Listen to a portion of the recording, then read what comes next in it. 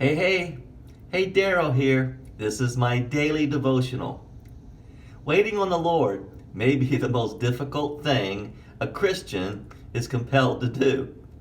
And sometimes we don't wait on the Lord and, we find ourselves in a pickle. But if we can learn to wait on the Lord, He usually has the better in store. If we could only wait for the Lord. And I must confess, I have experienced this numerous times. I could share a few examples of times that I got impatient with the Lord, got aggravated. What He had in store for me was better than I could ever have imagined. Well, God had instructed Joshua how to destroy and conquer Jericho. They followed the instructions. And God said, take all the plunder and put it in the Lord's treasury. But then there was that one fella, Achan. He said, oh man, this robe looks cool. This gold, this silver, I got to take some for my own. And so he did. And he hid it in his tent. So there's another little town, Ai. We talked about that yesterday. They sent some spies down, and spies came back and said, man, that's a pushover. We don't even need to send the whole army. Just send a couple thousand fellas down there and we'll be able to conquer them. And they were routed by the Ai army and pushed all the way back. Now Joshua is just devastated. And the Lord says, stand up. Let's find out why this happened. So they found where Achan had taken this and buried it in his tent. Oh, if he had only waited. Instead, he experienced the judgment of God. Because God is now going to give them the instructions on how to conquer Ai.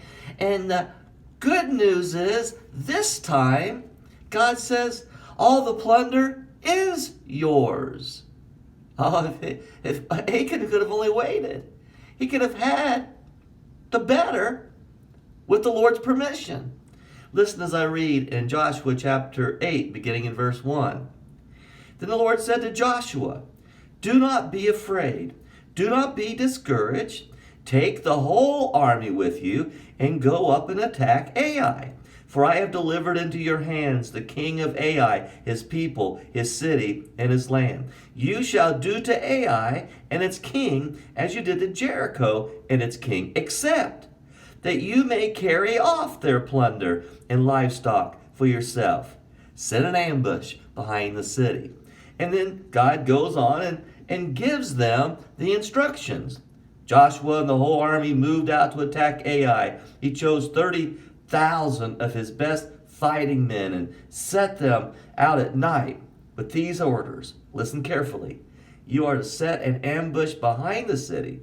Don't go very far from it. All of you be on the alert. I and all those with me will advance on the city, and when the men come out against us, as they did before, we will flee from them. They will pursue us until we have lured them away from the city, for they will say, they are running away from us as they did before.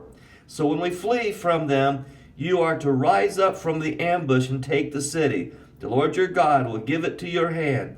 When you have taken the city, set it on fire.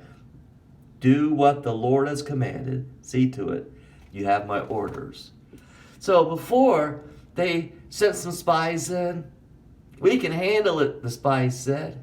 They didn't wait on the Lord, didn't wait on his instructions. Good old Achan, he hadn't waited on the Lord. Well, he took some of that plunder from Jericho himself, and he suffered the consequences of God's judgment. Oh, if he'd have only waited on the Lord.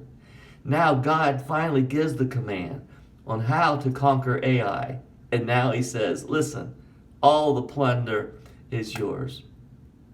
My encouragement for us today is, though we may get frustrated, may get tired waiting on the Lord, what the Lord has in mind in his way, in his time, is so much better than anything we could jump ahead of the Lord to get. God bless you. Good day.